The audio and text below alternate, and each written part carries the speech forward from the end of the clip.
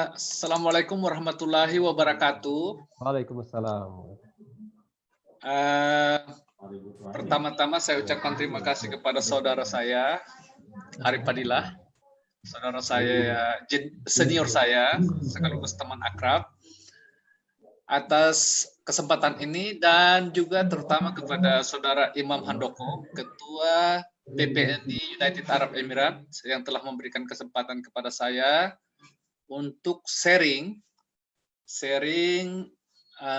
mungkin pengalaman terkait dengan masalah psikososial dan stigma yang akhir-akhir ini sangat meningkat dan perlu perhatian kita yang terkait dengan masalah ketiga tersebut, psikologi, sosial, dan stigma. Oke, dalam beberapa situasi, kondisi, dan kesempatan, masalah ya. Pak Asad, slideshow mungkin, slide-nya. Slide-nya di apa? Slideshow. Belum full tampilannya di layar. Oke, sebentar.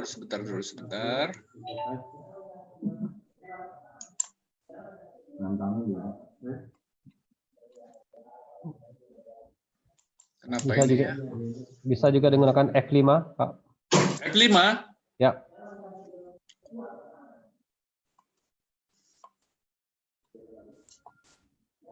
Oke, begini? Oke, sip. Silakan, Pak. Oke, terima kasih.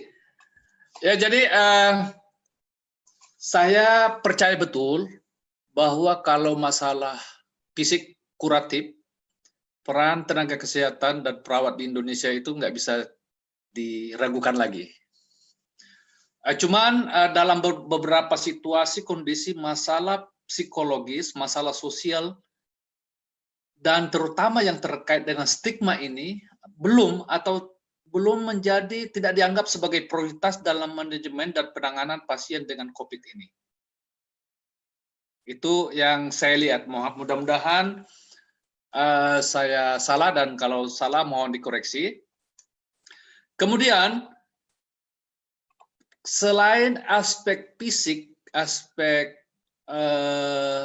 primer, saya kira masalah psikologis dan sosial ini perlu perhatian yang sangat serius dari pemerintah, terutama kita tenaga kesehatan dan lebih khusus lagi teman-teman di keperawatan. Karena apa? Masalah psikologis, masalah sosial, dan masalah stigma ini adalah tiga hal yang saling berkaitan satu sama lain. Masalah psikologis mempengaruhi masalah stigma mempengaruhi sosial, sosial juga mempengaruhi psikologis. Nanti akan kita coba bahas satu persatu, kita sharing bagaimana hubungan antara ketiganya. Oke, pertama sekali saya akan membahas tentang masalah psikososial terkait dengan COVID-19. Kita semua tahu, saya percaya dan yakin sekali bahwa pembicara kedua, saudari saya, akan membahas lebih detail lagi bagaimana efek, dampak oleh psikososial ini terhadap COVID-19. Saya akan sedikit menjelaskan atau menguraikan hal-hal yang terkait dengan psikologis yang ada hubungannya dengan COVID-19. Pertama sekali adalah stres. Ya, semua kita tahu bahwa stres itu adalah reaksi kita, reaksi psikologis kita, baik yang terkait dengan sebuah atau suatu ancaman atau sesuatu kondisi yang tidak menyenangkan. Ya, pada dasarnya kalau kita lebih fokus, lebih basic lagi, bahwa stres itu karena kita takut ada apa-apa terjadi dengan kita. Dan untuk stres ini itu pada dasarnya dianggap sebagai sesuatu yang normal. Malah nggak normal kalau selama COVID-19 ini pasien, perawat, atau masyarakat malah nggak stres. Itu dianggap nggak normal. Yang tidak normal apabila efek stres yang tadinya normal mempengaruhi atau menimbulkan masalah-masalah atau efek yang terkait dengan masalah sosial atau masalah-masalah yang lain. Jadi stres sebenarnya normal, tapi efek dari stres ini yang bisa menjadi abnormal. Kemudian yang lebih tinggi lagi tingkatannya anxiety atau fear, ketakutan.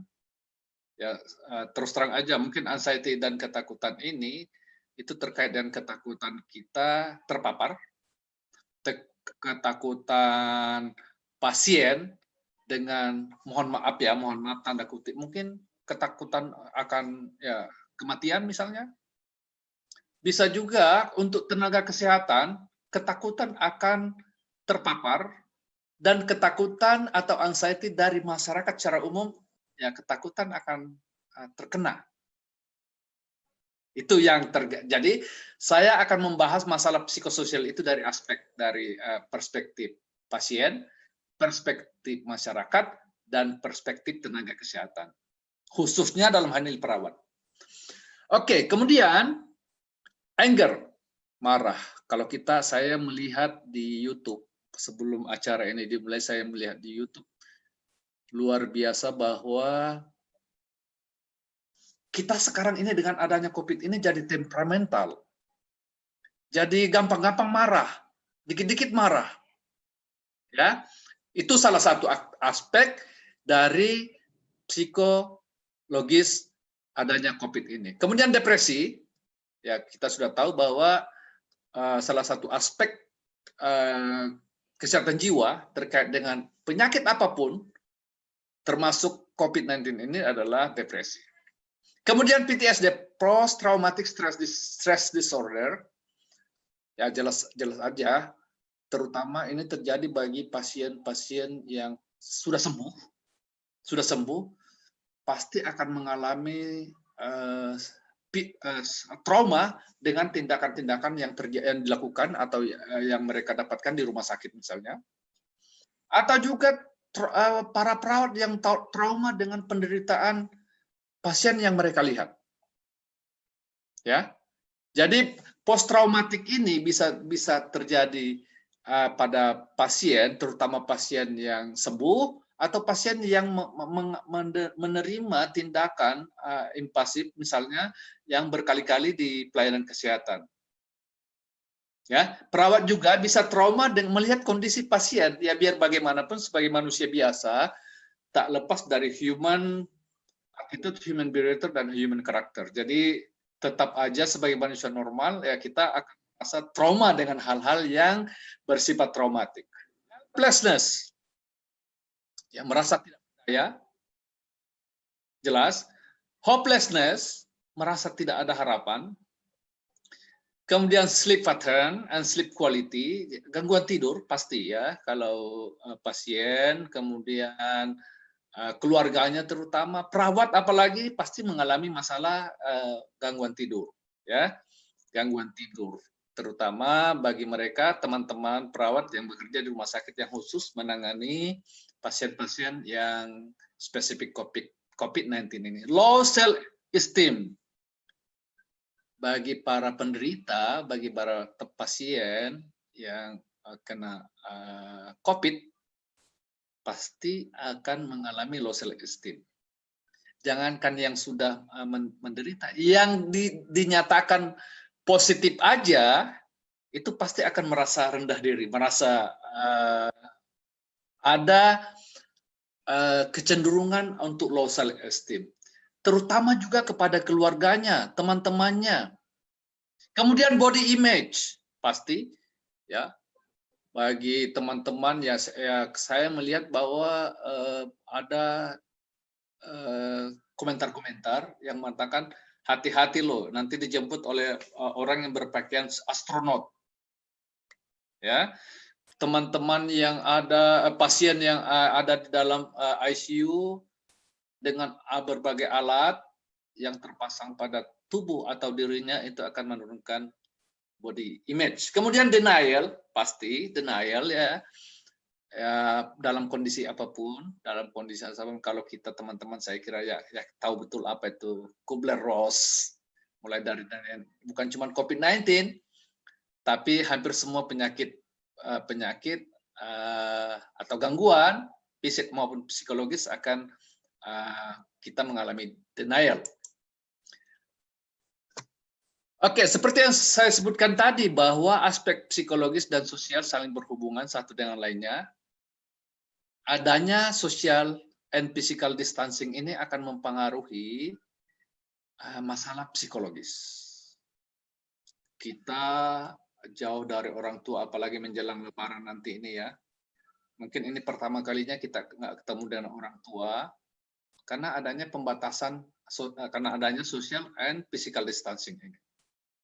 Kemudian pembatasan sosial berskala besar, PSBB, untuk mencegah meluasnya COVID-19 ini. Namun demikian, dengan adanya distancing, baik itu sosial atau physical distancing, dan kebijakan PSBB, maka terjadi efek misalnya peliburan sekolah. Saya mengajar sejak COVID-19 di universitas saya di Dubai ini, jadi sekolah melalui online, dan itu menimbulkan stres baru bagi para mahasiswa dan juga para dosen, terutama para dosen yang gaptek, yang gagal yang agak kurang-kurang dalam teknologi. Saya juga mendapat informasi dari teman-teman di Indonesia, waduh katanya dengan sosial online ini sibuk kita. Saya mengalami stres karena nggak tahu teknologi. Pembatasan kegiatan keagamaan itu juga akan suatu masalah karena seperti di UAE ini semua fasilitas keagamaan, masjid, gereja, dan fasilitas yang lain itu ditutup sejak 7 hari setelah corona ini jadi pandemi dunia. Kemudian pembatasan kegiatan di tempat atau fasilitas umum. Saya seperti saya jelaskan tadi sebelumnya bahwa di Dubai, di UAE ini dengan adanya pembatasan kegiatan di tempat atau fasilitas umum, semua mall itu tutup, kemudian konon kabarnya kata teman-teman, Dubai itu seperti 20 tahun yang lalu pada siang hari dan 30 tahun yang lalu pada malam hari. Artinya kegiatan itu, social distancing PSBB ini benar-benar diikuti oleh warga masyarakat dan pemerintah tegas dalam mengambil tindakan apabila ada yang melanggar. Kemudian adanya peliburan tempat kerja. Peliburan tempat kerja ini akan mempengaruhi masalah psikologis, psikososial, terutama yang berkaitan dengan PHK. Sebagai contoh, saya melihat di salah satu surat kabar online di Indonesia bahwa ada beberapa orang yang suicide, gantung diri karena dia di PHK. Ya, susah kehidupan itu hidup sehari-hari susah karena adanya PHK ini. Jadi saya rangkum dari dua hal ini bahwa masalah psikologis dan masalah sosial itu saling terkait. Masalah psikologis mempengaruhi masalah sosial juga sebaliknya mempengaruhi masalah psikologis. Kemudian stigma dan stigmatisasi terkait dengan COVID-19. Saya berusaha untuk mengambil atau menjelaskan definisi tentang stigma dari sumbernya, dari mana asal stigma itu berasal, dari mana pertama kali stigma itu muncul. Ya, seperti saya ingat dengan guru saya dulu waktu saya sekolah bahwa kalau Anda mau mengetahui lebih bagus untuk teori manusia berasal dari monyet, bacalah buku teori Darwin yang diceritakan ratusan tahun yang lalu. Jadi stigma definisi yang saya sampaikan di sini saya coba mengambil dari sumber aslinya bahwa stigma adalah social process of evaluating people or group based on perceived differences. Jadi sebenarnya dari konsep ini nggak ada stigma positif, semuanya negatif. Bisa karena perbedaan gender, bisa karena umur. Ya, misalnya dalam COVID ini para lansia itu rentan untuk meninggal akibat COVID-19.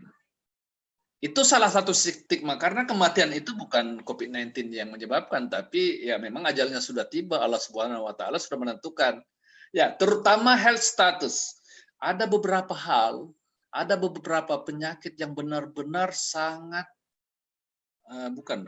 para penderitanya itu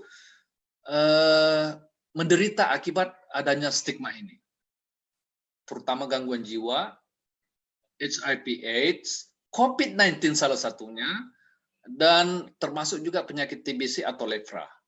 Ya, kata stigma sebenarnya itu berasal dari kata stick dan mata. Stick itu tanda, mata itu yang ditempelkan. Ya, saya ingat waktu masih kecil dulu ya, di Makassar sana, di Sulawesi Selatan sana, ya, kakek saya itu menggembala sapi, dan di setiap sapi itu dicap dari kejauhan. Oh, ini sapinya Arsyad, ini sapinya Subuh, ini sapinya ini, gitu, dari kejauhan. Bisa huruf, bisa tanda, bisa dan lain sebagainya. Itu namanya stigma. Yang biasanya pada manusia stigma ini berasal dari Yunani, bahasa Yunani kuno, yang berarti sebuah tanda yang diberikan oleh orang kriminal atau para budak. Jadi contoh misalnya ya, kita melihat seseorang di situ, oh ini budaknya Mas Erwin, oh ini budaknya Mas Jajat, ini budaknya misalnya Nes Tolina Junaiti. Ya, itu. Jadi stigma itu adalah tanda yang diberikan kepada seseorang berdasarkan kepada status atau perbedaan dari kita, between us and them. Oke, kita continue. Saya akan menjelaskan satu teori yang sangat terkenal tentang komponen daripada stigma yang bisa kita aplikasikan untuk COVID-19. Saya sangat miris sekali membaca berita dari surat kabar bahwa ada teman-teman sejawat kita yang diusir dari tempat mereka tinggal karena mereka mendapat label perawat yang menangani pasien dengan COVID. Jadi label perawat COVID, labeling, ya. Jadi itu stigma, dan efeknya adalah efek daripada stereotyping ini dan labeling ini adalah separation, pemisahan, memisahkan, pengusiran dari orang-orang yang dianggap berbeda. Jadi pertama, menurut Ling dan Phelan, dengan adanya label untuk pasien, pasien COVID stigma, ya, perawat COVID, maka terjadilah namanya stereotip. Misalnya, jangan jauhi perawat COVID karena bisa menularkan penyakitnya. Itu stereotip. Jangan dekati pasien COVID, ya, karena bisa menularkan penyakitnya. Ya, stereotip. Kemudian dengan adanya stereotip itu terjadilah separation, pemisahan. Kalau kita ketemu dengan perawat, saya dapat informasi ya, bukan cuma di Indonesia, di sini pun saya mendengar bahwa saya mengajar mahasiswa program B, Dan mereka menyampaikan kepada saya bahwa teman-teman mereka itu tidak mau berkomunikasi, tidak mau diajak ketemuan, tidak mau segala, karena mereka tahu bahwa saya merawat pasien di rumah sakit Tumbai Hospital di Dubai. Karena saya merawat pasien dengan COVID, mereka menjauhi saya, nggak mau lagi bertemu dengan saya. Padahal sesama teman, separation.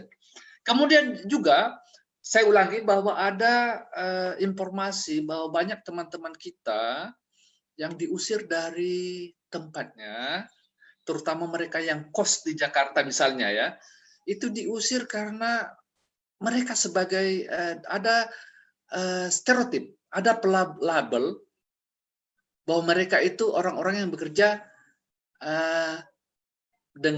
bekerja untuk para pasien dengan COVID-19. Termasuk para satpam yang kerja di rumah sakit, termasuk cleaning service. Itu menurut LinkedIn Velan disebut sebagai separation, yang merupakan elemen ketiga daripada komponen daripada stigma. Nah, dengan adanya separation itu, dengan adanya label itu, dengan adanya stereotip itu, membuat pasien, membuat keluarganya, membuat para perawat itu merasa rendah diri, status loss. Dan kemudian dengan adanya status loss bisa juga terjadi diskriminasi.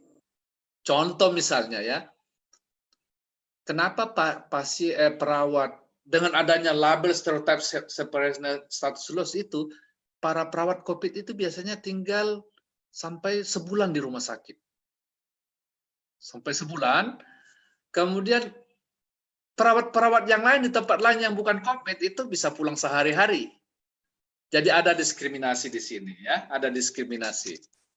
Jadi walaupun kelima komponen of stigma ini tidak selamanya bisa terjadi, bisa dialami oleh seseorang atau kelompok orang atau masyarakat yang menderita atau terpapar oleh COVID-19. Bisa saja hanya labeling, bisa saja cuma stereotyping, bisa saja cuma separation, dan bisa saja mengalami status loss atau gabungan dari beberapa atau semuanya, atau bisa juga berdiri sendiri. Ya, kita lanjut. Bentuk dan jenis stigmatisasi terkait dengan COVID-19. Ya, menurut Ahmedani tahun 2011 ada menurut saya kebetulan disertasi saya itu terkait dengan stigma. Saya menemukan ada hampir 200 definisi stigma yang dikemukakan oleh beberapa pakar. Tapi saya tertarik pada hari ini untuk menyampaikan jenis atau bentuk stigma yang dialami oleh penderita, keluarga, masyarakat, perawat, dan tenaga kesehatan yang terkait dengan COVID-19 ini. Yang pertama, self-stigma. Yang kedua, family stigma, stigma keluarga. Yang pertama tadi stigma diri, stigma keluarga, kemudian public stigma atau social stigma, dan healthcare professional stigma. Ya, saya jelaskan lebih singkat sedikit bahwa stigma adalah stigma yang dianut, yang dipercaya, yang diyakini oleh individu, self. Kemudian family stigma yang dialami oleh keluarga karena anggota keluarganya menderita salah satu penyakit. Ya, contoh misalnya ya untuk COVID-19, perawat dengan gangguan pasien dengan gangguan jiwa, itu keluarganya merasa malu. Kalau stigma, orang yang menderita COVID, orang yang menderita gangguan jiwa misalnya, HCP itu akan merasa rendah diri, merasa malu, dan sebagainya. Public stigma, social stigma, ya adalah stigma yang dianut oleh masyarakat secara umum, itu berdasarkan pada adanya pelabelan dan stereotip yang melekat pada orang-orang tertentu. Healthcare professional stigma, saya kasih contoh yang sederhana untuk healthcare professional stigma itu ada anggapan ya, ada anggapan dalam tanda kutip, bisa bercanda, bisa serius. Para pasien dengan COVID-19, para perawat dengan yang menangani perawat dengan COVID-19 akan menderita, akan mengalami gangguan atau penyakit yang terkait dengan COVID-19. Kalau dalam kesehatan jiwa, ada stigma bahwa dokter, perawat, jiwa itu rada-rada seperti pasiennya. Itu stigma, itu profesional stigma, ya. Dan itu kita tidak bisa pungkiri ya. Sejak saya mengikuti Akperdepkes dulu di Makassar, itu saya sudah mendengar bahwa perawat dan dokter jiwa itu bisa karena bercanda ya, bisa karena bercanda itu rada-rada seperti pasiennya. Oke, kita lanjut. Stigma diinternalisasi oleh individu pasien yang menyebabkan low self confidence dan low self esteem. Jadi jenis dan tipe daripada stigma itu berkaitan dengan apa yang sudah dijelaskan oleh diuraikan oleh Link and Phelan tentang komponen of stigma. Stigma ini, self stigma ini, stigma yang diinternalisasi oleh pasien ini menurunkan kepercayaan seseorang mencari bantuan pelayanan kesehatan karena merasa malu dengan kondisi atau penyakitnya. Begitu banyak informasi kita dengar bahwa banyak tenaga kesehatan yang terpapar oleh COVID-19 karena pasien itu menyembunyikan penyakitnya. Karena pasien menyembunyikan kondisinya, sehingga para perawat, para dokter itu tidak hati-hati. Karena apa? Pasien menginternalisasi, kalau saya menyampaikan bahwa saya menderita, saya kena COVID-19, bisa-bisa saya dibikin malu, bisa-bisa saya akan merasa malu. Oke? Self stigma karena adanya ketakutan dan reaksi negatif dan penolakan, ya jadi pikiran akan penolakan, reaksi negatif dari orang yang diinternalisasi oleh pasien akan menghambat untuk menurunkan, mengatasi pandemi COVID-19 ini. Terutama juga merupakan penghalang dalam memberikan pelayanan kesehatan, terutama pelayanan kesehatan, keperawatan. Apabila pasien itu tidak berterus terang. Itu karena pasien mengalami stigma, self stigma. Berbeda dengan penyakit-penyakit misalnya sakit kepala atau penyakit kepala, itu malah dokter saya sakit kepala, sakit ini. Tapi kalau COVID-19 atau gangguan jiwa mungkin berbeda. Pasien, keluarganya malah berusaha menutupinya. Itu dari beberapa riset yang evidence based yang saya telah temukan. Kemudian stigma keluarga, family stigma. Secara keseluruhan, para keluarga akan merasa malu jika salah satu anggota menderita pasien COVID-19. Saya mendengar berita salah satu pasien di Makassar ya, di Makassar. Saya nggak mau sebut tempatnya secara pasti. Di Sulawesi Selatan maksudnya. Pasien itu mengisolasi diri dari tetangga, tidak menerima tetangganya, karena mereka merasa malu karena salah seorang anggota keluarga menderita COVID-19. Ya, bisa juga karena pasien yang sudah meninggal membuat rasa malu di antara keluarga karena keluarga nggak bisa mengunjunginya. Seakan-akan bahwa COVID-19 itu aib benar di antara keluarga. Dan hal ini bisa dengan family stigma ini bisa menjadi penghambat anggota keluarganya untuk menyampaikan kepada tenaga kesehatan. Contoh misalnya ya, dalam sebuah keluarga ada anggota, ada anak yang tiba-tiba panas tinggi. Ya. Ini fakta bahwa mereka merasa tidak mau untuk membawa ke fasilitas tenaga kesehatan karena nanti ketahuan siapa tahu diperiksa di tes COVID-19. Karena apa? Ini ya salah satu yang bisa kita kategorikan sebagai family stigma. Kemudian public stigma. 5 menit. Berapa menit lagi? 5 menit. Oke, pas. Stigma ini terjadi ketika kelompok sosial masyarakat mendukung atau memberikan label atau stereotip terhadap kelompok yang terstigmatisasi. Misalnya gangguan jiwa dan yang sekarang ini kita alami COVID-19.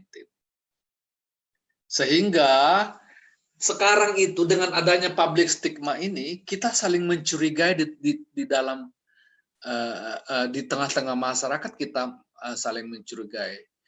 Di daerah saya, di kampung saya, kalau ada pendatang itu malah seperti orang lain yang masuk ke kampung.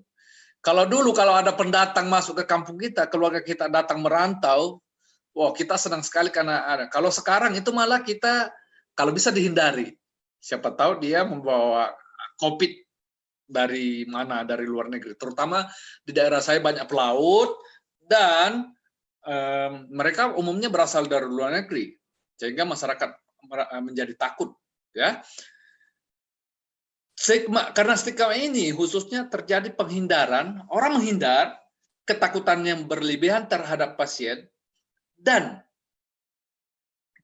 penghindaran atau ketakutan berlebihan ini mengakibatkan masalah psikologis terhadap para penderita, terhadap para tenaga kesehatan, terhadap para keluarga, dan masalah psikologis secara umum. Sekarang ini dengan adanya COVID ini, terus terang kita saling saling mencurigai dalam artian apa? Saling kita mencurigai. Jangan-jangan kamu teman saya punya COVID. Termasuk dalam lingkungan kerja kita, saya alami sendiri. Wah, jangan-jangan teman saya yang di sana ini kena COVID. Gitu maksudnya ya. Efek dari public stigma ini juga dialami oleh perawat dan tenaga kesehatan lainnya atau mereka yang terkait dengan pelayanan kepada pasien COVID-19. Ya, saya baca bahwa di Jakarta dan di beberapa tempat di Jawa dan di Sumatera banyak teman-teman kita perawat yang diusir dari tempat mereka tinggal, diusir dari kos terutama apartemen K, karena mereka merawat pasien dengan COVID-19. Mereka takut terpapar, mereka takut bahwa para perawat yang kembali ke tempat mereka tinggal itu akan menularkan pasien yang berasal dari rumah sakit, penyakit yang berasal dari rumah sakit. Ini salah satu efek dari public stigma.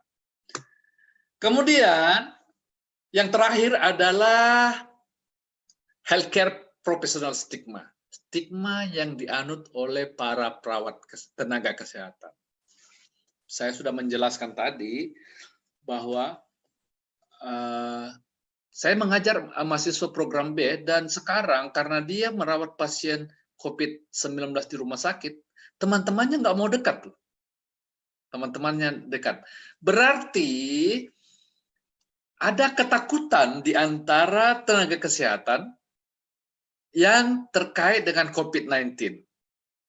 Ya. Oh, jangan kamu dekat, jangan kamu ini.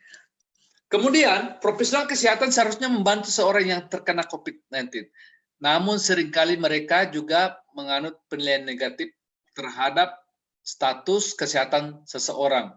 Hal ini dipicu oleh ketakutan ataukah ketidaktahuan perawat atau profesional kesehatan itu. Ya, saya dapat berita dari salah satu teman saya dan juga saya baca bahwa ada satu negara di Afrika tidak mempercayai sepenuhnya, presidennya tidak mempercayai sepenuhnya bahwa tes yang dilakukan untuk mengetes positif atau negatifnya COVID-19 itu selamanya akurat.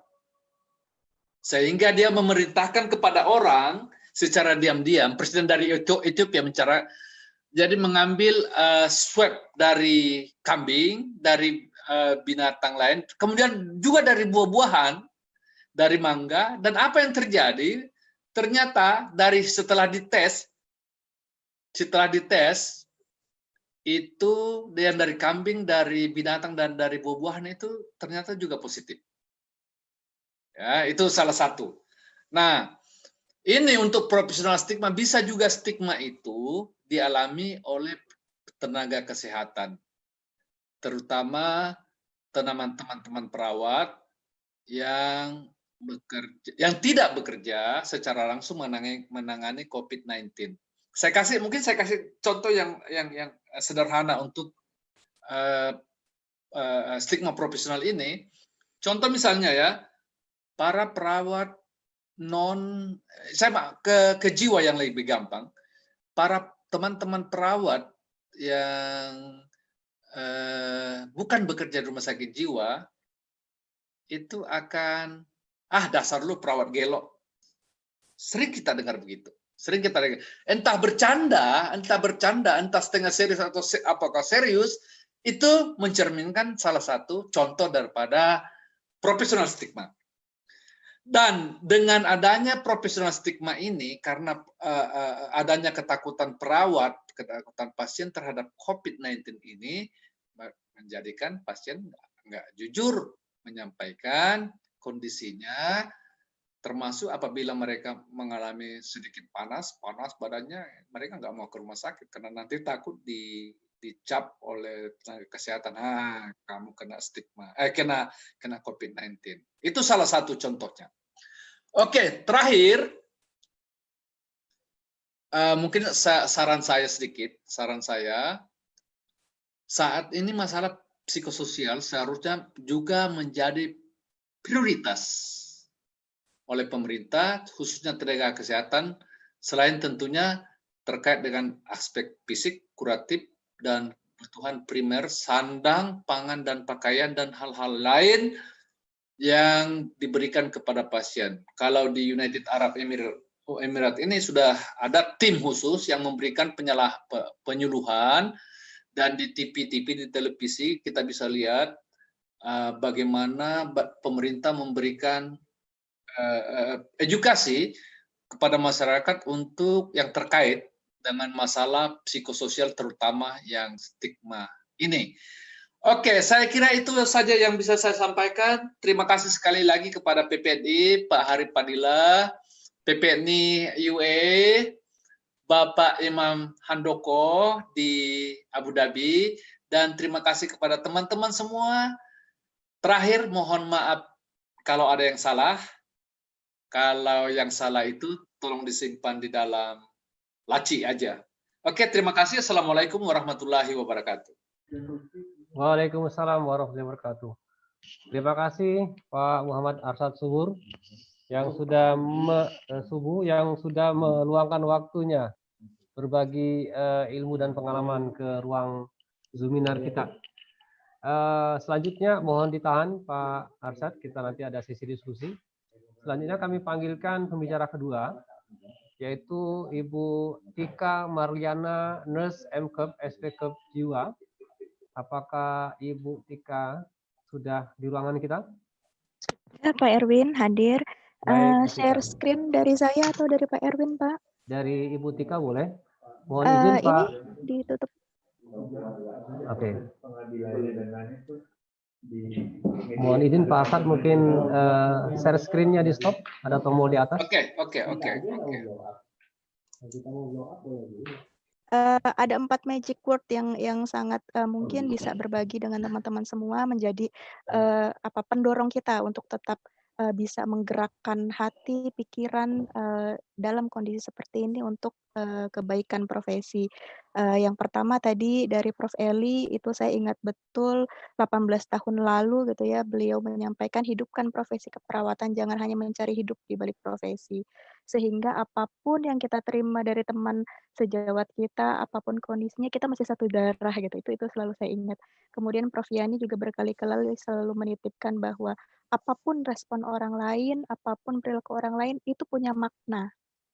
Nah, ini yang berikutnya juga Prof. Budi, barangkali teman-teman semua kalau sering berinteraksi dengan beliau, sering sekali kata-kata ini keluar gitu ya, "Wesel Tuhan itu nggak akan pernah salah alamat," gitu. Jadi ya kerjakan saja dulu gitu, toh hasil akan mengikuti. Dan yang terakhir ini salah satu motivator saya dan inspirasi buat saya menjadi perawat jiwa, Ibu Ria Utami Panjaitan. Semoga sehat selalu Bu Ria, barangkali kalau ada di Zoominar ini.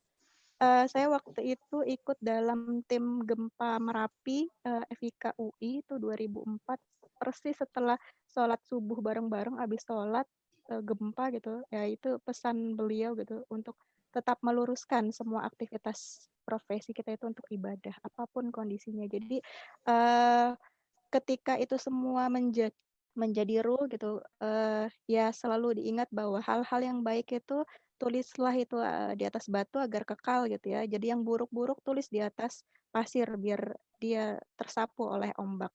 Oke, lanjut Pak. Materi hari ini juga saya mengucapkan terima kasih banyak. Slide berikutnya Pak. Ya, ada tim luar biasa yang menjadi penggerak DKJPS, pengurus pusat IPKJI, 9 tim penulis DKJPS, ada Prof. Budiana Keliat, ada Dr. Heni Windarwati dari Universitas Brawijaya, ada Pak Fatul Mubin dari Semarang, kemudian ada Pak Ali Sodikin dari Surabaya, ada Bu Cika sendiri sebagai Ketua PPI PKJI, ada Pak Akemat dari BPPSDM, ada Pak Dayat Trihadi dan Dr. Lahargo Kembaran. Kami memiliki tim ini sehingga nanti di akhir akan kami sampaikan seperti apa pelayanan yang kami berikan sehingga ada kolaborasi dengan psikiater juga. Selanjutnya Pak. Lanjut. Ya, ini outline yang akan saya sampaikan, latar belakang terkait dengan peran IPKJI sendiri, kemudian DKJPS yang kami kembangkan, serta simpulannya. Yang pertama barangkali tadi sudah sempat disampaikan juga dan dari Zoominar sebelumnya, banyak diceritakan bagaimana sampai akhirnya kita berada di posisi pandemi saat ini gitu ya. Tapi saya tidak mau melihat hal negatifnya telat atau tidaknya kita gitu, tetapi teman-teman bisa lihat di sini, dari 30 Januari itu status Public Health Emergency International Concern yang dikeluarkan oleh WHO, baru 2 Maret setelah itu Presiden Indonesia mengumumkan 2 kasus gitu ya. Ini jaraknya kalau dilihat sekitar 2 bulan gitu. Dan status pandemi di 11 Maret. Namun hal positif yang ingin saya sampaikan di sini, sekali lagi semangat positif yang ingin kita tularkan gitu ya. Dari kondisi sebelum pandemi pun alhamdulillah IPKJI sudah turun menjadi tim kesehatan jiwa di Pulau Natuna. Waktu itu untuk penanganan WNI yang dipulangkan dari Wuhan. Ini ada Mas Dayat Trihadi, beliau Wakil Ketua IPKJI Jawa Tengah gitu yang diturunkan. Kemudian tanggal 24 Februari sampai 13 Maret, nah bayangkan ini status pandemi udah keluar pun dari WHO, tim kami masih turun gitu. Ada Pak Fatul Mubin dan Mas Ali Sodikit, itu di Pulau Sebaru Kecil. Nah, beranjak dari sinilah pengalaman yang ada, tanggal 18 Maret, Ketua IPKJI membuat SK untuk penyusunan DKJPS gitu. Nah, alhamdulillah proses itu 1 bulan itu luar biasa, setiap hari sampai malam gitu kami bertukar pikiran untuk menyusun bagaimana supaya pelayanan kesehatan jiwa ini dalam kondisi pandemi bisa dimanfaatkan oleh teman-teman perawat maupun masyarakat umum gitu ya. Alhamdulillah tanggal 21 April launching buku panduannya. Dan sampai saat ini tidak berhenti sampai buku panduan gitu. Sudah ada 5 angkatan yang mengikuti pelatihan nasional, 2 sudah wisuda gitu ya. Selanjutnya nanti akan kami laporkan di akhir presentasi ini. Selanjutnya Pak. Lanjut slide. Nah, jadi mengapa ini menjadi hal penting, yang memang tidak, bisa untuk diabaikan, tadi sudah banyak dikupas oleh Pak Arsyad gitu ya, bagaimana, pengaruh mental, sampai pada stigma gitu. Satu hal yang mungkin, kami soroti juga terkait infodemi. Nah, ini istilah-istilah yang akhirnya keluar sekarang gitu ya. Jadi, kebayang tadi dari 30 Januari sampai 2 Maret baru keluar, kemudian, status pandeminya di 11 Maret, banyak hal terjadi selama 2 bulan itu. Informasi yang mungkin simpang siur, tidak jelas, kemana mencari informasinya, ini hal baru yang kita alami gitu ya. Sehingga kalaupun informasi itu bagus, efeknya justru orang jadi meremehkan gitu, ya sampai sekarang nih masih ada juga gitu kan ya, jalan tetap keluar santai gitu kayak nggak ada apa-apa. Tapi, di sisi lain juga informasi-informasi yang sangat bombastis itu, jika informasinya jelek dan sangat masif gitu, orang jadi ketakutan berlebihan gitu. Nah inilah, yang muncul akhirnya perilaku-perilaku, di luar dari kewajaran, sehingga hal-hal tersebut menjadi stresor bagi individu gitu. Baik terkait penyakit itu sendiri, bagaimana merawatnya, atau bahkan interaksi dengan keluarga yang akhirnya berbeda dengan sebelumnya. Sehingga itulah yang memicu stres. Nah di sini, kami, mencoba untuk bisa mendeteksi sedini mungkin sehingga tidak akan menjadi nantinya masalah, yang lebih berat setelah, pandemi ini berakhir. Akhirnya bagaimana bisa untuk meningkatkan coping gitu ya, resilience, supaya tidak maladaptif, yang ada menjadi adaptif. Baik lanjut, Pak. Yang berikutnya ya, lalu apa yang bisa dikerjakan oleh IPKJI, mohon maaf. Jadi peran IPKJI dalam, masa bencana, baik itu bencana alam maupun pandemi ini gitu ya. Selanjutnya, Pak, barangkali untuk, teman-teman, ini seringkali kami di IPKJI mendapatkan pertanyaan gitu, "Ini sebenarnya nanyanya kemana sih?" Gitu, atau, "Siapa sih ini, yang menjadi berwenang, kolegium atau IPKJI?" Gitu ya, terkait dengan kesehatan jiwa, mau bikin pelatihan, kompetensi, dan segala macamnya. Teman-teman semua bisa merujuk kepada Undang-Undang 38 2014, di sana sudah sangat jelas sekali apa fungsi kolegium. Jadi, kolegium bertanggung jawab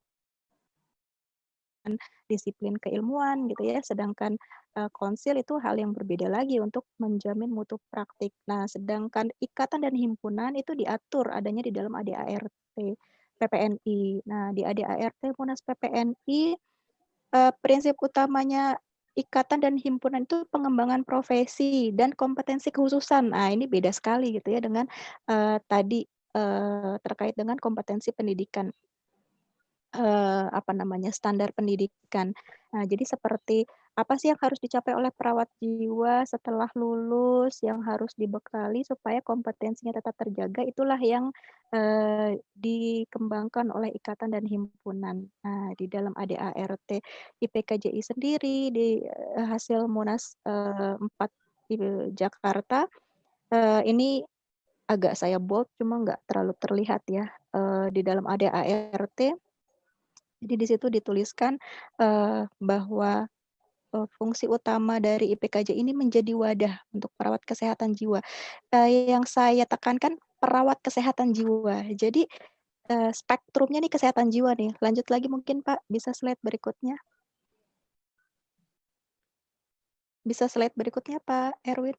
Nah, jadi di ADART itu, ada 3, definisi yang bisa kita lihat. Pertama tentang kesehatan jiwa, keperawatan kesehatan jiwa, dan perawat kesehatan jiwa. Kesehatan jiwa, yang kita gunakan itu definisinya berdasarkan Undang-Undang Nomor 18 2014. Jadi kalau, teman-teman semua lihat, kalau kita bicara kesehatan jiwa, itu bukan hanya bicara mental gitu ya. Jadi fisik, mental, spiritual, sosial gitu. Nih makanya nanti akhirnya menjawab, beberapa, teman barangkali, kok yang dilatih nih fisiknya sih gitu, kok yang diajarin cara penularan COVID-nya sih gitu. Ya karena memang kalau bicara kesehatan jiwa, kita nggak bisa gitu hanya melihat mental saja. Kemudian yang kedua, keperawatan kesehatan jiwa. Ini yang tadi ada di ADART IPKJI di awal juga slide sebelumnya saya sampaikan, terminologi mental health.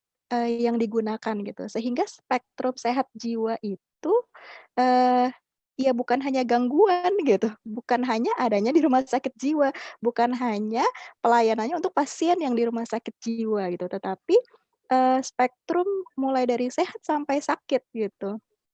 Baik kepada individu, keluarga, maupun masyarakat. Nah, mengapa juga, yang digunakan IPKJI gitu, Ikatan Perawat Kesehatan Jiwa Indonesia. Jadi, perawat kesehatan jiwa, jadi bukan hanya tadi, di sektor gangguan saja gitu ya. Lanjut lagi, Pak. Jadi, ini ada di ADART. Jadi anggotanya IPKJI ini perawat bukan hanya perawat jiwa, jadi perawat umum yang mendapatkan pelatihan gitu ya di slide yang tadi gitu. Nah, itu juga, eee, sangat terbuka untuk menjadi anggota IPKJI gitu. Dua dua jalan itu, bisa melalui pendidikan formal maupun PKB-nya, pendidikan berkelanjutan, setelah dia mendapatkan pelatihan-pelatihan sesuai dengan standar, keahlian kekhususan gitu ya, yang ditetapkan oleh IPKJI, yang disahkan oleh PPNI. Nah, berikutnya ini yang ingin saya gambarkan.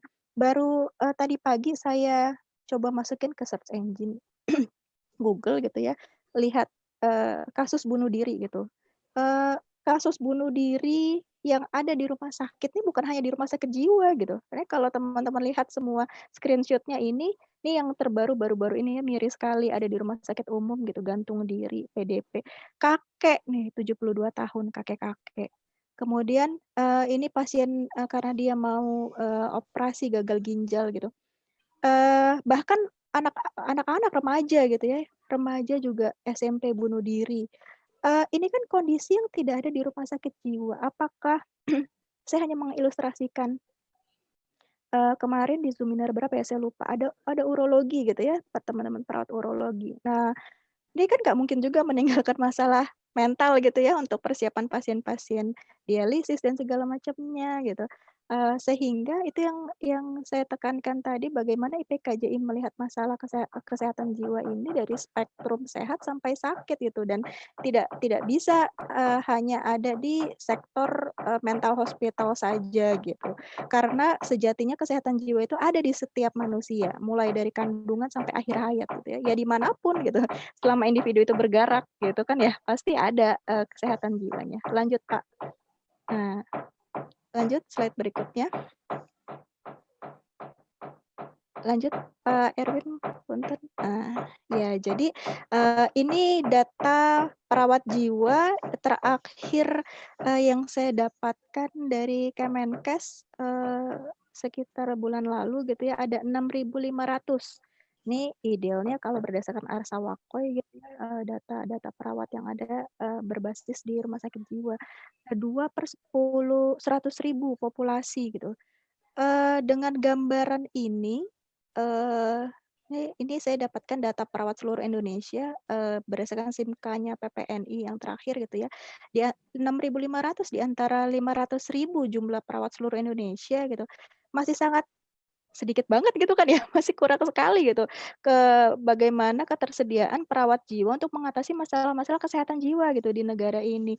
Apalagi terkait dengan Covid ini, ada orang sehat, orang dalam pemantauan, PDP, pasien konfirmasi, ini, saya ambil dari situsnya Covid-19 per 18 Mei kemarin, ada 18.000 pasien konfirmasi, kemudian yang PDP-nya 11 ribuan. ODP-nya ada 45.000 kalau diasumsikan jumlah, penduduk berdasarkan Supas 2015 ini arti kan ada 270-an juta gitu ya, yang mungkin OTG. Dibandingkan dengan jumlah perawat jiwa, andai pun 6.500 ini semua menjadi anggota IPKJI, walaupun sampai saat ini belum mencapai segitu gitu ya jumlahnya, kita masih kurang pasukan gitu kan ya. Di situlah, akhirnya, kami, membuka diri gitu untuk pelayanan kesehatan jiwa ini kita nggak bisa sendiri gitu. Jadi mari sama-sama, mungkin salah satunya the new normal pasca pandemi ini, mari kita bangun komunikasi antar ikatan himpunan, koordinasi, kolaborasi, mana yang bisa untuk kita bersama-sama kerjakan sehingga ada kontribusi, luar biasa gitu ketika memang itu semua bisa berjalan. Kayak tadi misalnya contoh ada, lansia yang akhirnya mengalami, masalah kesehatan jiwa gitu ya, barangkali bisa bersama dengan IPGRI, atau bahkan tadi ada dengan perawat dialisis barangkali seperti itu. Ya, selanjutnya slide yang berikutnya. Ya, saya masuk ke bagian DKJPS itu sendiri. Lanjut, Pak. Lanjut slide berikutnya. Ya, jadi kalau kita lihat hasil WHO, riset WHO 2005 pasca tsunami ini, dalam kondisi pasca bencana, masalah kesehatan jiwa yang muncul, Bapak Ibu bisa lihat di tabel ini, hampir lebih dari 50%-nya itu levelnya ada di distress masih. Ini belum gangguan jiwa berat gitu ya. Jadi makanya kalau saat bencana alam kita datang ke pengungsian, ke posko, kita kumpulkan semua, identifikasi secara umum yang masih bisa berespon baik, artinya itu masih bagus gitu ya. Ada yang sudah mulai diem aja, nah itu mungkin yang berat, nah itu akan terlihat memang jumlahnya akan lebih banyak yang masih di distress gitu ya, belum jadi gangguan jiwa berat. Makanya leveling yang kami lanjut lagi berikutnya Pak, slide berikutnya. Slide berikutnya. Izin Pak Erwin. Ya, jadi inilah konsep yang kami gunakan gitu. Menggunakan pendekatan dukungan kesehatan jiwa dan psikososial. Jadi ini bukan buatannya IPKJI bisa-bisanya nyusun nama DKJPS gitu ya. Jadi ada referensinya standar internasional dari IASC bagaimana mental health and psychosocial support ini berjalan di tiap negara gitu. Jadi ini piramida intervensinya. Di level layer paling pertama itu adalah pemenuhan kebutuhan dasar gitu, pertimbangan sosial di sana. Nah, jadi dengan tadi jumlah yang lebih dari 50% mayoritas umumnya berdampak bencana masih di level distress gitu, belum menjadi gangguan jiwa berat. Ini di sini banyak yang bisa terlibat. Belum membutuhkan langsung perawat spesialis jiwa gitu. Jadi nurse generalis bisa di situ, kader bisa untuk kita latih, keluarga bisa untuk kita berdayakan agar sedini mungkin deteksi dan resiliensi itu terbentuk gitu. Kemudian di layer yang berikutnya itu membentuk dukungan masyarakat. Nah, di sini mulai dengan training lebih terarah lintas sektor gitu ya, agar ada fasilitator di tiap-tiap wilayah sehingga bekal-bekal tadi pemenuhan kebutuhan dasar bisa untuk ditingkatkan lagi kebutuhannya. Jadi justru pelayanan spesifik itu adanya di layer yang paling atas. Nah, di sini nih baru ada perawat spesialis jiwa yang memang membutuhkan nanti terapi lebih khusus lagi, tidak selesai dengan terapi generalis, dengan terapi yang sederhana. Disitulah hadir perawat spesialis jiwa, dan jika memang makin memberat, itu bisa untuk dirujuk gitu ya ke profesional yang lebih tinggi lagi, ke medis misalnya gitu untuk kolaborasi.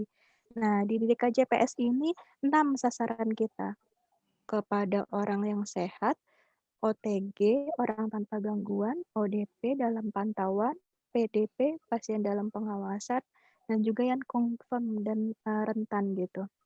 Lanjut Pak, slide berikutnya. 5 menit lagi. Ya. Oh, 5 menit lagi Pak. Ini kayak banyak kepangkas nih ya. Baik, lanjut aja Pak. Lanjut Pak. Belum maju di saya ya. Jadi diharapkan itu dengan adanya DKJPS bisa meningkatkan promosi dan pencegahan masalah kesehatan jiwa dan psikososial. Lanjut Pak. Ya, yang berikutnya Pak. Nah, ya, jadi slide ini tolong diingat-ingat. Nanti detailnya teman-teman semua bisa akses di web IPKJI apa yang kami sampaikan, dan panduan-panduan untuk DKJPS pun kami sediakan di dalam web itu. Jadi ada 2 kegiatan utama di DKJPS, promosi kesehatan dan pencegahan masalah kesehatan. Tentunya tadi kita bicara kesehatan jiwa itu tidak terlepas dari masalah fisik, sehingga harus ada peningkatan imunitas fisik, bukan hanya peningkatan imunitas kesehatan jiwa dan psikososial. Lanjut Pak Erwin. Ya, ini untuk peningkatan imunitas fisik ya, sesuai dengan protap yang ada, protokol yang ada dari Kemenkes juga, makan bergizi, minum yang cukup, olahraga minimal 30 menit sehari, berjemur di pagi hari, dan istirahat yang cukup. Lanjut. Kemudian untuk promosi kesehatan jiwa dan psikososial, ada 6 standar tindakan yang kami tawarkan. Pertama, fisik relax. Lanjut Pak. Fisik relax ini basicnya, lanjut Pak, slide yang berikutnya, bisa dilakukan dengan latihan tarik nafas dalam dan relaksasi otot progresif gitu ya. Secara detail langkah-langkahnya itu ada di dalam buku panduan, karena sedemikian rupa kami susun buku itu agar bisa tata laksana dengan mudah. Selanjutnya kedua, emosi yang positif, karena dengan hati yang gembira itu adalah obat untuk meningkatkan imunitas gitu ya, dengan melakukan kegiatan dan hobi yang menyenangkan, interaksi walaupun dengan media sosial gitu ya, tetap harus berkomunikasi untuk membangun emosi-emosi yang positif. Lanjut Pak. Yang ketiga, pikiran positif. Lanjut Pak Erwin. Nah, dengan self talk itu bisa untuk meningkatkan pikiran positif. Ya gimana sih mau mikir positif ngelihat temen kondisi lagi dinas kayak begini gitu ya, dengan kasus-kasus yang ada, itu sulit sekali berpikir. Mungkin hal yang sederhana dengan diri sendiri dulu gitu sebelum ke orang lain. Apa sih hal positif yang saya miliki? Jangan lihat kasusnya, tapi apa yang ada di dalam diri kita sendiri. Luar biasa, bisa bernafas aja gitu. Kalau kemarin saya dapat gambaran dari spesialis penyakit dalam, ternyata dari jalan nafas kita sampai ke alveolus aja itu perkiraan ratusan kilometer gitu Pak Erwin. Kayak dari sini ke Medan gitu ya, kebayang gitu. Jadi itu aja ada di dalam diri kita gitu. Jadi supaya pikiran positif itu muncul terus gitu. Jadi biasakan self talk positif dengan keluarga, orang lain. Hindari berita hoax. Lanjut Pak. Perilaku positif berikutnya yang keempat. Ya, jadi berperilaku positif terhadap diri sendiri. Ini termasuk saya nih, manage waktu gitu ya, supaya tidak menzolimi diri sendiri, kemudian dengan keluarga, dengan orang lain, dan juga dengan lingkungan. Lanjut yang berikutnya, yang kelima, itu relasi positif. Ya, jadi dengan memberi salam, memberikan pujian, harapan, membantu, berbagi gitu, dan nggak usah ngomongin yang gosip-gosip gitu ya, karena gimana pun juga itu racun buat pikiran kita. Selama memang masih banyak hal positif lain yang bisa untuk dibicarakan selama berinteraksi sosial. Selanjutnya yang keenam itu spiritual positif. Nah, jadi ikuti arahan pemerintah untuk tetap berada di rumah, karena sejatinya ibadah ritual spiritual itu juga bukan hanya kehadiran kita gitu ya di rumah ibadah, tetapi kehadiran diri kita terhadap Tuhan. Barangkali itu menjadi kontemplasi dengan adanya kondisi pandemi ini, sehingga bisa lebih bermakna lagi. Lanjut Pak, yang berikutnya. Ya, nah ini yang pencegahan. Tadi promosi ya, jadi ada dua, tadi saya ulang lagi, ada promosi dan ada pencegahan. Pencegahan juga pencegahan masalah fisik terkait dengan penularan, dan pencegahan masalah kesehatan jiwa dan psikososial. Ini untuk pencegahan penularannya, social distancing, physical distancing, cuci tangan, masker kain, kita tinggal di rumah saja, bersihkan handphone juga. Lanjut Pak. Lanjut untuk yang kedua, pencegahan masalah kesehatan jiwa dan psikososial. Pak Erwin, lanjut Pak Erwin. Ya, untuk pencegahan kesehatan masalah kesehatan jiwa dan psikososial ini ada dua, untuk individu dan keluarga gitu. Untuk individu bisa dengan pendekatan BAR, itu yang kami rinci di dalam buku panduan. Upayakan ketika ada masalah pikiran yang tiba-tiba muncul dan segala macamnya, take a deep breath gitu. Kemudian kaji apakah informasi yang didapatkan itu benar gitu, sesuai dengan informasi yang valid, diakses. Kemudian actionnya, tindakannya langsung sesegera mungkin, jangan diabaikan, jangan ditumpuk, sehingga pikiran-pikiran lain yang akhirnya jadi saling sambung menyambung menjadi negatif gitu. Dan kemudian refleksi, evaluasi apa yang sudah kita lakukan, apakah itu akhirnya bermakna, bisa mengembalikan hal positif lagi. Kemudian untuk keluarga ada 5M dan 5B. Bagaimana keluarga itu dilatih untuk bisa mampu mengenal masalah, mengambil keputusan, merawat, memodifikasi lingkungan, memanfaatkan fasilitas kesehatan, dan bagaimana menerapkan 5B selama stay at home, belajar bersama-sama di rumah, beribadah, bermain, bercakap-cakap, dan berkreasi. Lanjut Pak. Ya, ini baru konsep DKJPS-nya. Lanjut Pak. Nah, seperti apa pelaksanaan itu semua tadi gitu ya, DKJPS pada orang sehat, OTG, ODP, PDP, kasus konfirmasi juga rentan. Ini yang sudah kami lakukan. Lanjut Pak. Lanjut slide berikutnya. Lanjut Pak. Ini bisa agak cepat aja di sini karena panduan-panduan di web. Jadi Bapak Ibu semua, tunggu Pak, mohon maaf halaman sebelumnya.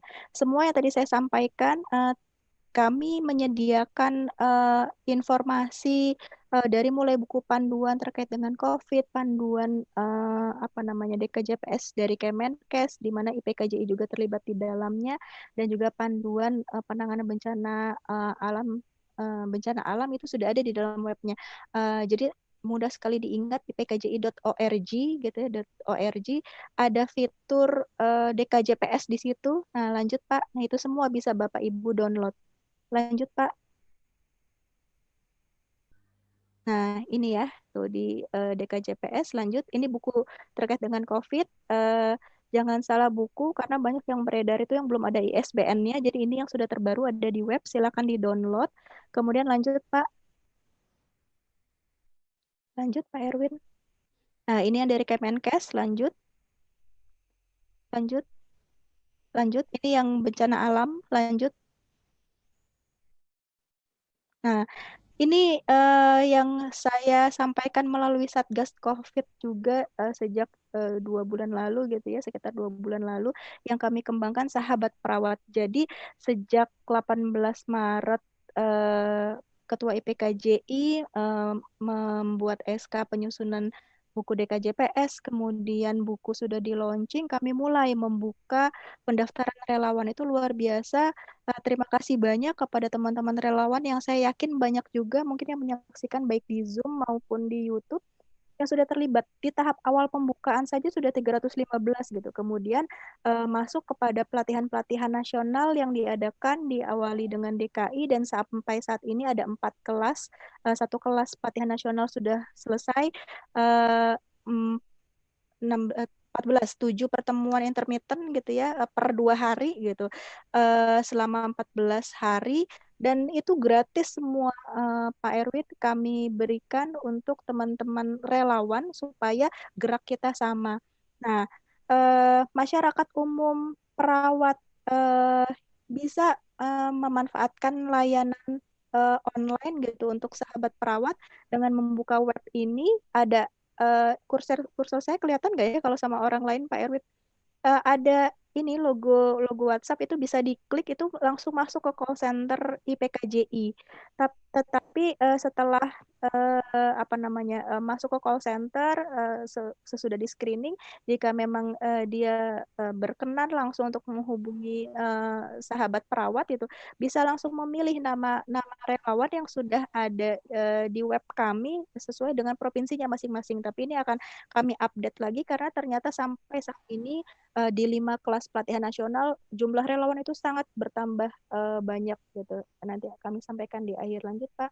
Nah, ini untuk deteksi, teman-teman semua bisa melakukan self deteksi juga, keluarganya boleh untuk dibantu juga supaya semakin banyak yang bisa kita jaring dan bisa di follow up oleh kami jika memang ada data-data mereka yang mengalami masalah kesehatan jiwa dan psikososial. Lanjut Pak. Lanjut. Nah, ini contohnya screening setelah klik, ini baru-baru diperbaiki setelah masukan dari banyak teman-teman relawan. Awalnya kita nggak bisa akses gitu, itu udah ngisi tapi apa hasilnya gitu. Terus bagaimana teman-teman relawan menindaklanjuti? Ya mudah-mudahan dengan perbaikan ini sedikit membantu ya, walaupun memang belum terlalu canggih nih web yang kami gunakan, belum nyambung sama Android-nya gitu, sehingga memang agak setengah manual gitu Pak Erwin. Jadi di screening yang sudah diperbaiki ini, setelah masyarakat atau warga binaan mengisi, itu sudah ada feedback-nya. Yang pertama itu screening kondisi fisik, sehingga setidaknya individu bisa tahu saya nih kira-kira masuk kategori ODP, PDP, atau OTG gitu ya. Jadi di situ sudah ada feedback-nya. Kemudian lanjut Pak, berikutnya. Lanjut. Nah, screening yang berikutnya itu masalah psikologis.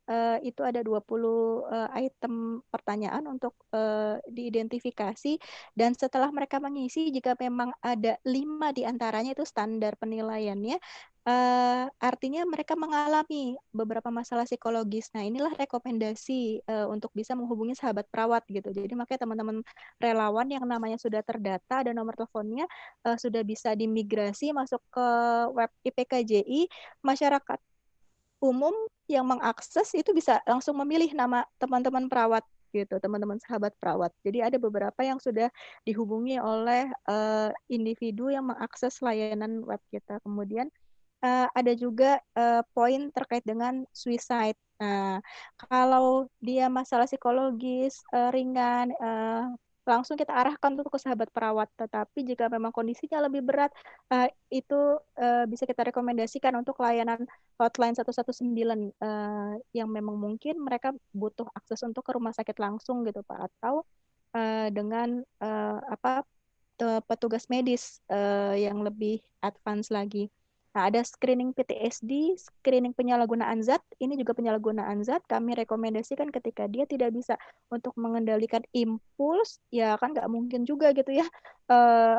Relawan DKJPS semuanya kita nih superhero.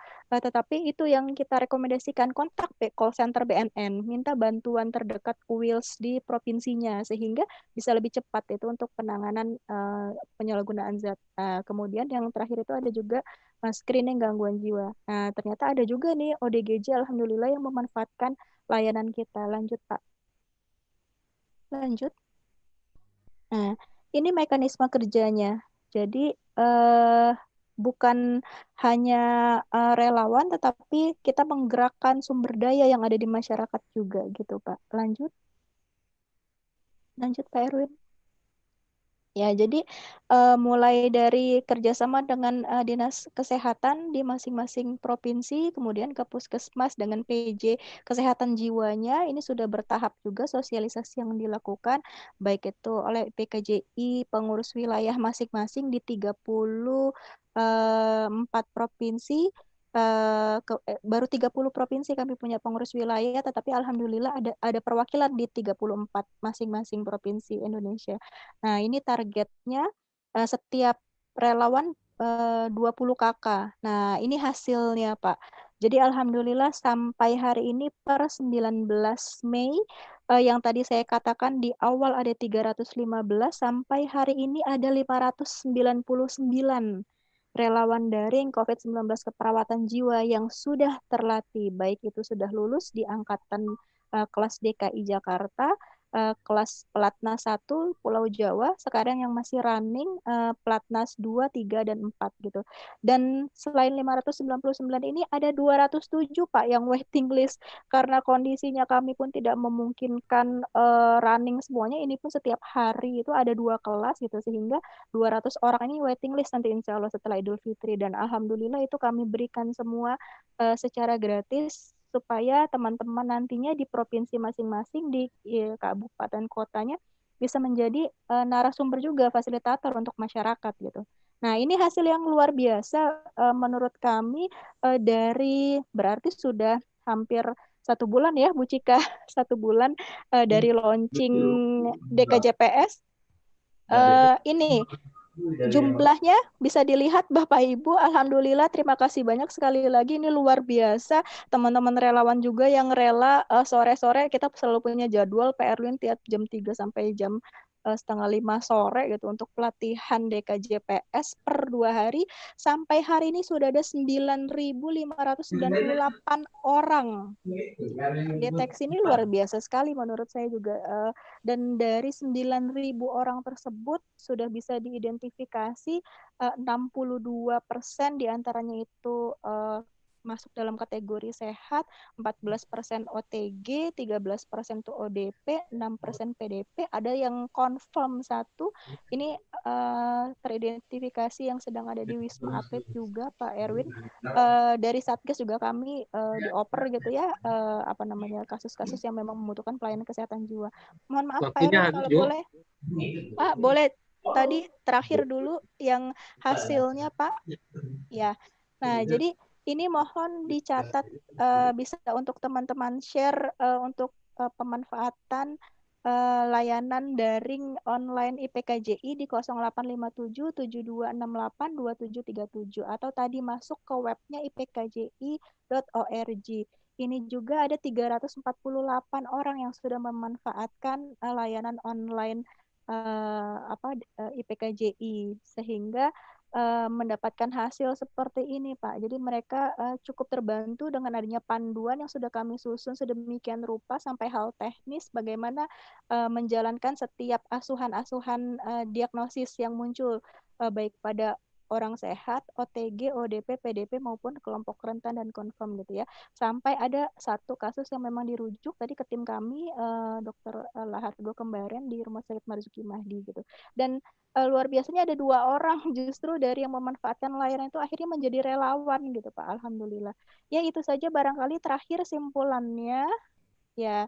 Jadi masalah kesehatan jiwa dan psikososial ini bisa muncul pada setiap individu, tidak mengenal batas usia, karena ya itu tadi ada di setiap individu selama dia masih bergerak, sehingga deteksi sedini mungkin, tetap waspada dan rileks, tingkatkan pikiran positif, bangun emosi positif, latih perilaku positif, pertahankan spiritual positif, dan jalin relasi positif. Terima kasih banyak. Assalamualaikum warahmatullahi wabarakatuh. Waalaikumsalam warahmatullahi wabarakatuh. Baik, terima kasih Mbak Tika.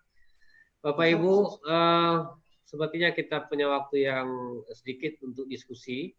Kami panggilkan penanya pertama langsung saja, yaitu Fitriani Romli. Masih di ruang seminar kah? Fitriani Romli.